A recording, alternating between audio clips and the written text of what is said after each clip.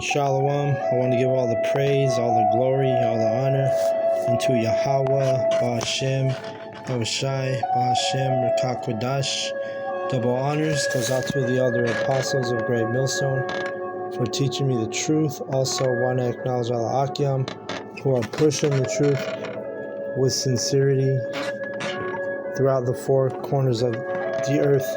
Shalom to the elect. So today, through the Spirit, I'm going to go in on Luke and start at 12, Luke 6 and 12. Let's see.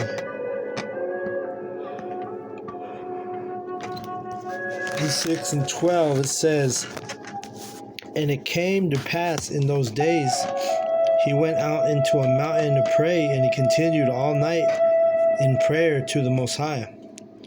And when it was day, he called unto him his disciples, and of them he chose 12, whom also he named apostles, Simon, whom he also named Peter, and Andrew his brother, James and John, Philip and Bartholomew, Matthew, Thomas, and James, son of Alphaeus, and Simon called Zelotes, and Judas, the brother of James, and Judas Iscariot, which also was the traitor." So he's choosing the 12 the disciples who would become, the apostles. Which, for those of you who are new, that word disciple, it means a student of discipline. And then we're disciplined students in this truth.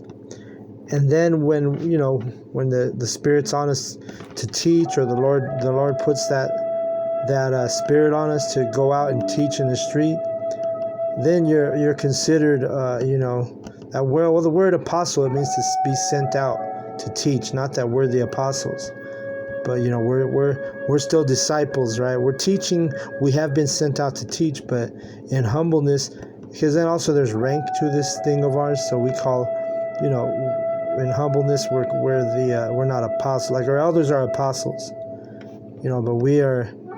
We're just disciples in this thing of ours. So this is when Yahushai was choosing the 12 disciples who would later become apostles, right?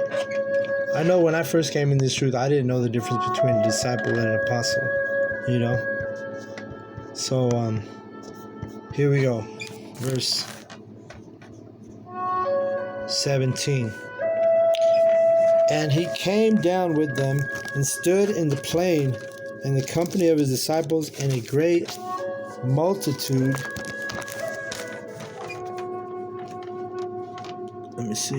Of people out of all Judea and Jerusalem, and from the seacoast of Tyre and Sidon, which came to hear him and be healed with their diseases. Right, and the people that were coming out of Tyre and Sidon, and we're in Judea and Jerusalem, all talking about Israelites, okay? Because you got to understand that we've been scattered as a nation, right? So we were in all, and we still are. We're in all countries, all nations. We're scattered everywhere, driven out everywhere. Verse 18, "And they that were vexed with unclean spirits, and they were healed."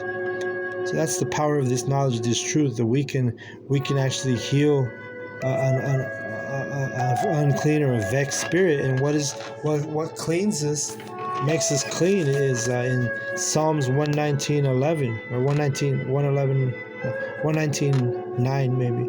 But it's let's get it.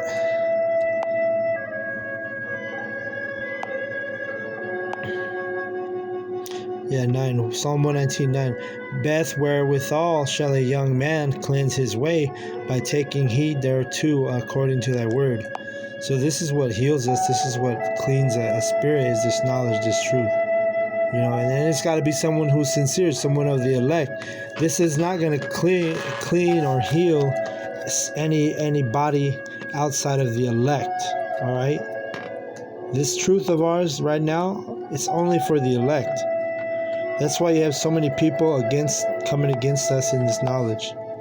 Because why? Because they're not of the elect. Luke 6:18.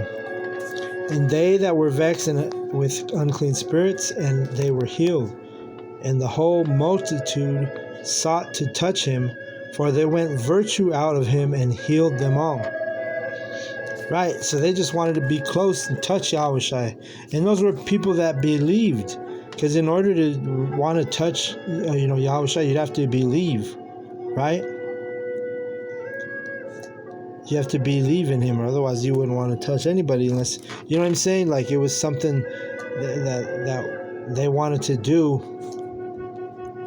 because they knew of his then certain people knew who he was.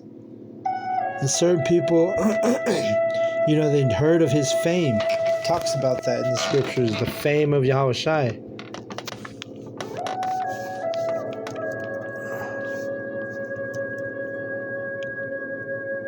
Let me get a verse on that real quick.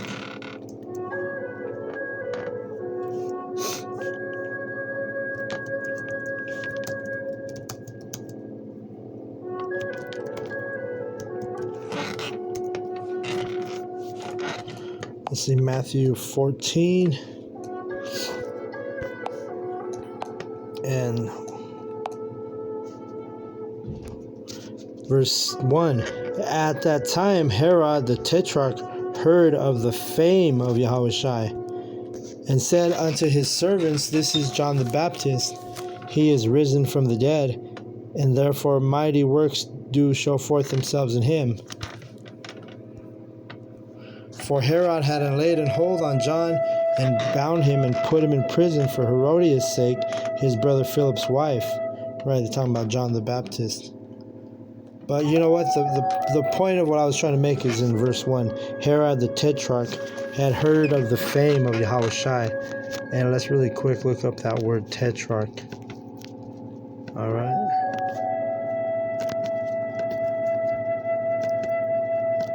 This computer needs to my computer's not working good. I'm gonna have to restart it.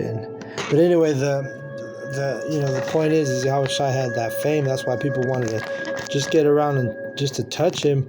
And it was all also in belief. They had to believe, because you're not going to be healed by anything unless you believe this truth.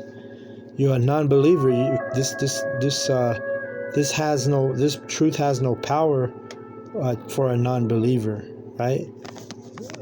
Let's see. Let me get that real quick. You got to believe in this truth for it to work. This is okay.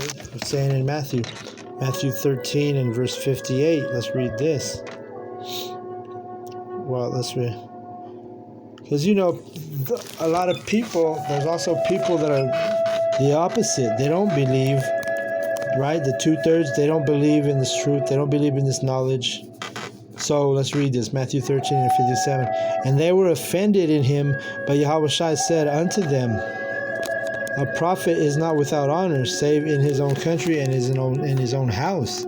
And he did not many mighty works there because of their unbelief. So when people don't believe in this truth, there's not going to be no miracles done. There's not going to be no healing done. There's not going to be no edification done. You see? And that's what this truth is. Like this only for the elect, because the majority of these people are not going to benefit from this truth right now. Right? And that's Bible prophecy. People will sit there, oh no, the Bible's for everybody, or how could you say that? No, because how could we say that? Because we understand the scriptures. The Christian, they'll pray for you to understand the truth. But if you can't get it, you're dealing with the Lord's true servants, his true prophets. They know what the book says. We know what the prophecy says. We know that 2/3 of our people won't get it. We know that the heathen can't get it, right? None of the wicked shall understand, right? We know that. So we're not going to sit here and waste our time praying for the heathen or praying for the 2/3, Because why? Your spirit bears witness who you are. You get a chance to hear this truth once, and if you don't believe when it's presented to you, that's the spirit bearing witness. The elect are going to have a spirit to believe. All right. Oh shoot! What was I grabbing? But anyway, the one in Matthew 13 here, Yahushua couldn't do any works because they had unbelief. So when there's no belief, and that's why brothers should just keep it pushing. When you're dealing with people, then they don't believe or they don't understand or this truth's not for them, just keep it pushing,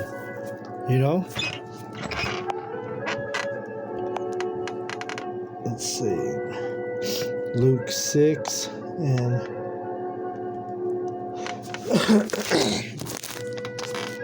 and where am I at? 20. And he lifted up his eyes on his disciples and said, "Blessed be ye poor, for yours is the kingdom of the Most High." Right. So the poor, remember, his disciples, like Yahushua, he wasn't dealing with the physically rich or the financially rich, or really not even really dealing with the poor people as in finances. These people were poor because they're at the bottom of society, but yet there were kings and I should say kings and princesses, because that word queen goes back to whore. But our women are princesses. If you're of the elect, you're a princess. If you're a woman, and if you're of the elect, you're a king. If you're of the poor, of the elect, which is it's because right now on this side we're not who we really are. You see. So that's why he said, "Blessed be ye poor, for yours is the kingdom of heaven." So it's good to be part of that elect, part of that poor, right? Because guess what? The kingdom belongs to us. On this side is for everybody else, right? Blessed are ye that hunger now, for ye shall be filled. Blessed are ye that weep now, for ye shall laugh. Right. So we're the ones who are going through the trials, the tribulations, hitting us the hardest, right? Because we got to be put through that fire. So right now, guess what? We're weeping, and we're not in a state of mirth, right? We have the ability to understand that we're in captivity and know that this is not our rest, you see. So it says, "Blessed are ye that hunger now." Maybe right now you're hungry, or you're hungry for this truth. If you're one of the brothers in this truth, maybe you don't have a woman, you're hungry for a woman. You don't, maybe not all your needs are being fulfilled right now, but it's okay, because we know that what this prophecy entails. We know that things are about to change. We're in a transitional period right now, right? "Blessed are ye when men shall hate you, and when they shall separate you from their company, and shall reproach you, and cast out your name as evil for the Son of Man's sake." Right. So you're blessed when the neighbors get pissed off at you because they realize they seen you they drove past you on the corner. You're preaching. They know you're a Hebrew Israelite. They think the Hebrew Israelite is a hate group because they're uneducated. They're ignorant, meaning unlearned, without knowledge. They don't have knowledge of the truth. So they think you're just some hater on the street corner. They think you have all kind of hate in your heart, which, we do hate our enemies. But guess what? We have we move like, in this society, we move like Clark Kent. Just because we hate our enemies doesn't mean we act on it. We're not stupid, right? We're like Clark Kent, man. We're on the down low in the society, right? We're those superheroes on the street corners, which, to everybody else, we're not superhero, but to the angels and to Yahweh Bashem Yahushai looking down, guess what? We're highly favored if we're out there on those street corners, brothers. Brothers who are in this truth, brothers who are part of GMS, you've experienced, if you're a sincere brother, you have experienced the chariots, reveal themselves at the camps. See? And you know what? We're blessed when men hate us because of this knowledge, because of this truth. But through our wisdom and through our understanding, we don't go out there and just blab. Like when I go to work, I don't sit there and tell everybody I'm a Hebrew Israelite and tell everybody that, I'm pushing this doctrine of truth. and explain and break down the parables to him. Because why? Because we understand there. First of all, there's a time and a place. Second of all, that's the verse came back through the Spirit, right? You don't give your pearls to swine, right? You don't want to. These are pearls. This knowledge is. Remember, it's likened into. It's like oh shoot.